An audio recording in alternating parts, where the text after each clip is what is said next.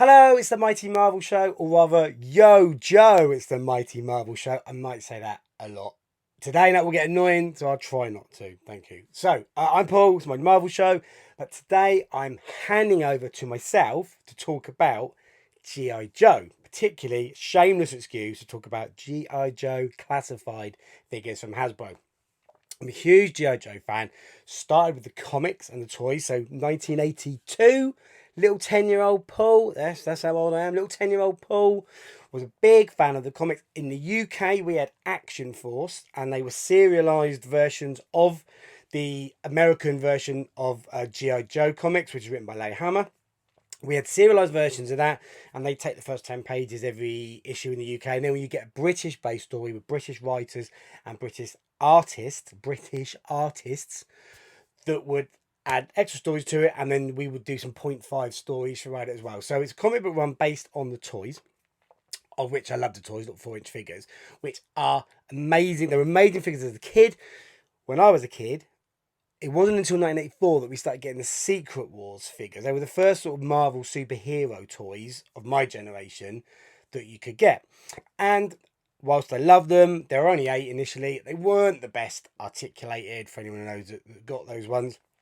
So the Joe figures were something special and spectacular, and they were amazing and such good characterizations, and the articulation was excellent on them, and they came with accessories, and the boxes were cool, and the artwork was great, and on the back you had the character cards showing you all the figures that were currently released in that range, and it was amazing.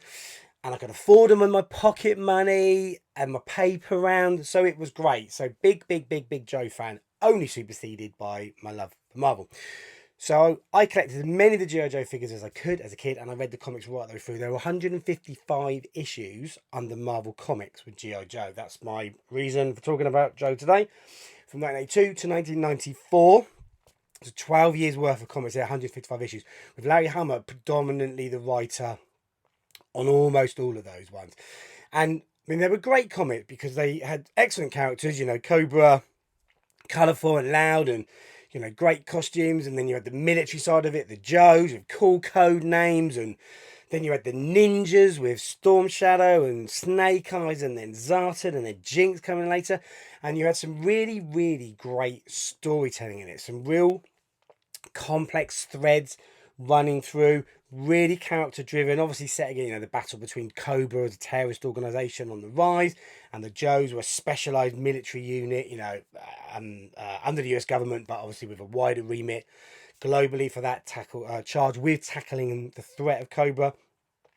And they threw these really great character driven stories in, and there's some amazing threads that ran through, and it was brilliant storytelling. They were some of the best comics of my childhood, probably up there with the Amazing Spider-Man run that coincided with the Hobgoblin's identity all the way through in that same sort of era, and the black symbiote costume.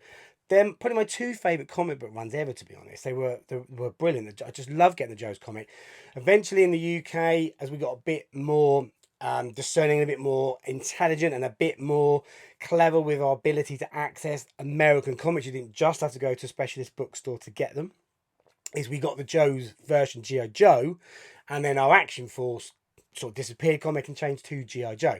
So I was kind of reading both at the same time, and now I've got, again, all the ones I had, old back issues that I've lost over the years with moving home, and all sort of thing, and up in the loft in the attic somewhere. I've managed to collect them all in trades, either actual paperback versions or digitally as well. So I've got the whole set again, and it's real nostalgia with those. But then along came the Hasbro range of Joe figures. Now I'm already deep into Marvel Legends and Marvel Selects, and now Hot Toys and that sort of thing, and Mezcos with Marvel. So I haven't collected all the Joes. I kind of wish I had now, but that's just not going to happen. But they are an incredible set of figures. So it's a real shameless opportunity just to talk about those figures today, because actually my figure of the year is a G.I. Joe figure. And you can see a video on my Marvel figures right here. You can go and watch it on the channel. But it's the Joe one that's the best figure. But I think they're fantastic figures. It's a real nostalgia thing again. It's great to be able to sort of collect them again. And what I am doing is I am cherry picking some of my favourite characters. And some of the versions are okay. Some of them are amazing. Some of them are on the way. Dr. Mindbender isn't dropping until early 2023 in the new year. Really excited about that. And Serpenter was dropping soon, but has now gone back to April in the UK. So 4 months away from where I am now. More on that a bit later. But the characterization, it's a real nostalgia. I kind of do wish I'd got in right at the start with the Joes. And a lot more Joe talk actually on another YouTube show. I'm always Action Figure Powwow, as I do with my friend Jay. Hello Jay, or rather Yo Jay. And Jay's massive Joe collector. And you can follow him Spartan _X_1 on Instagram. You can see all his collection of stuff. And he's now moving into the Valaverse, which is the Action Force version of the figures. So it is a real nostalgia trip. But actually, I think they're actually the best of the if you take the big three for Hasbro, so your Marvel Legends, Star Wars Black Series, and G.I. Joe Classifieds, I think the Joes are actually the best figures.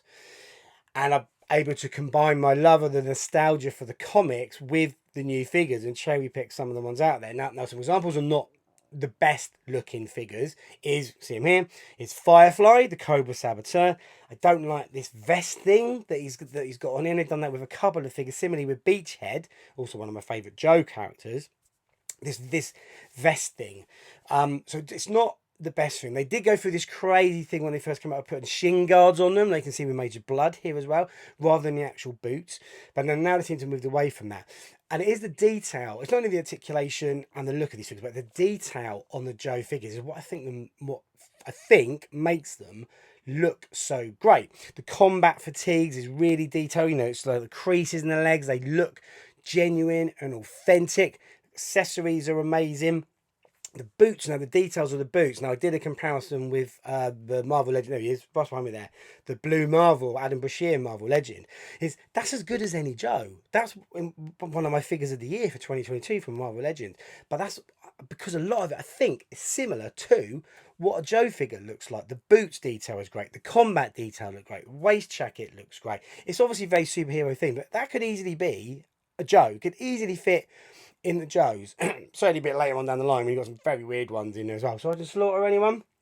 So the look of the figures, the feel of the figures, I think they're really great. So I just took a shameless opportunity today just to showcase some of the figures. So if you are a big action figure collector, I'm sure you're getting the G.I. Joe figures.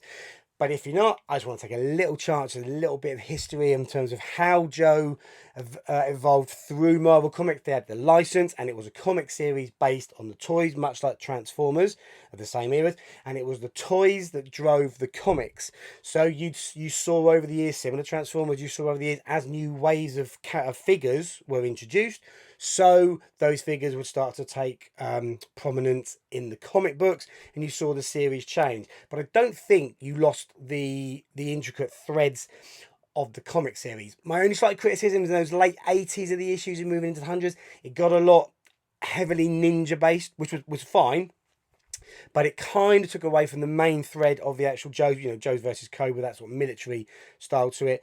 I think the storytelling quality was still great. Like Hammer went away for a while, then he came back, picked the story up again and again. But you could see in the stories the way they moved through. So you saw Cobra Commander change costume a couple of times, then drop out when we saw the Serpenter figure arrive. Then you saw new Cobra Commander come in, and so you saw Serpenter drop back out. In fact, in the comics, spoiler alert, ready, got killed in the Cobra Civil War. And then again, you saw changes around in the Joe setup as well, the new characters introduced, but all very much driven by the figures and the releases, but not losing the quality. In terms of these G.I. Joe classified figures for Hasbro, I think they've been excellent. Some small grumbles, because there's always small grumbles, because there's always grumbles with collectors, isn't there? A couple of small grumbles is they're hard to get. Out in the wild, they are hard to source in the UK. And there is a real joy there in that, in going into a shop, comic book shop, or at a convention and seeing them there on display. And that's why I generally try and pick a lot of them up. But they are moving in 2023 in the UK, they are moving to Hasbro Pulse only. Now, that should make them more accessible. I'm not sure, because we've still had throughout all the releases lately, they go so quick. If you are not on there straight away, you ain't getting them in the UK. And I know that I sort of see something that might be the case around a lot of the world. You are not getting them straight away. That Crimson Guard was on order for a long, long time, and I managed to get it on Star Action Figures because Pulse gone straight away. Same with the Bat, that came from Kapow Toys because gone straight away. You will not get a Cobra Trooper, a Cobra Infantry, Cobra Trooper for love nor money anymore. I haven't been able to get a Viper. I was stupid and I missed out on the Vipers when they first came out. I don't particularly want to pay £90 for the 3-pack, to be honest, because I think that's a bit excessive considering they say these aren't my predominant range to collect. So I missed out on those Vipers. Hopefully they come around again. I don't know. I'm not keen on either of the Cobra Commander release we've had, so I don't have a Cobra Commander. I am holding out for the armoured Cobra Commander, though, because that was my favourite as a kid, and I loved that. Very superhero-y, a bit Iron Man type costume. But I loved that costume as a kid, and I love that figure, so I'm holding out for that. I've got Serpentor on the way I'm super excited about, but again, that's gone back 4 months. There's been a delay. It's supposed to be out any day now.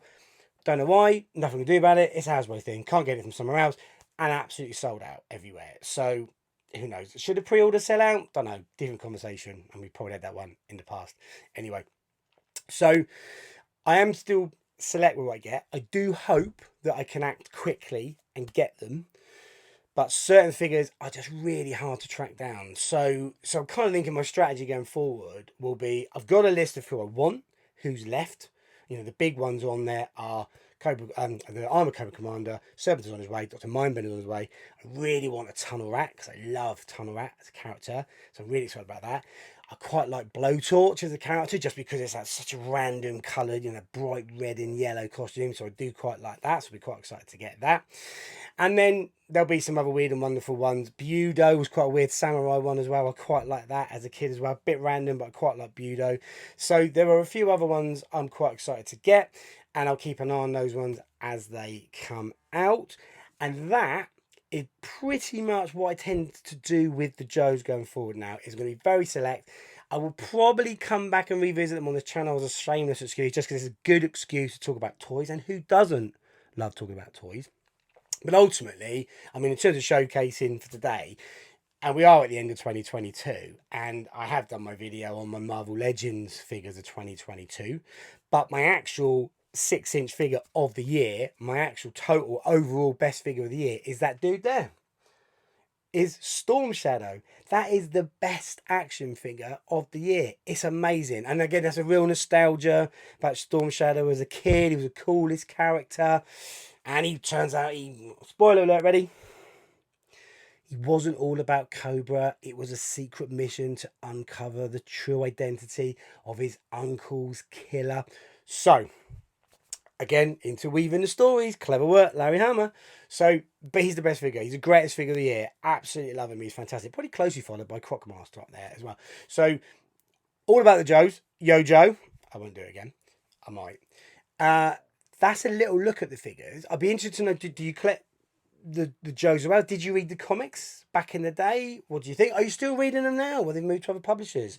What are you doing about it? Did you like the movies? I didn't. Would you love to see a TV show? I would. That'd be great. So that's it. That's my look at Joe's today. Yo, Joe. Sorry. I'm going to get out of it now. But let me know. Drop it in the comments. Do you love the Joes? How many you got? What you're looking for? What's on your wish list that we haven't got yet? Did you miss any that you really wanted? Let me know. I'd be interested to hear your thoughts on them. And if you're in the UK, what's your thoughts on it going Hasbro exclusive? Let me know. Like, comment, subscribe, and all those things will be there. And I'll see you next time. Last time. Yo, Joe!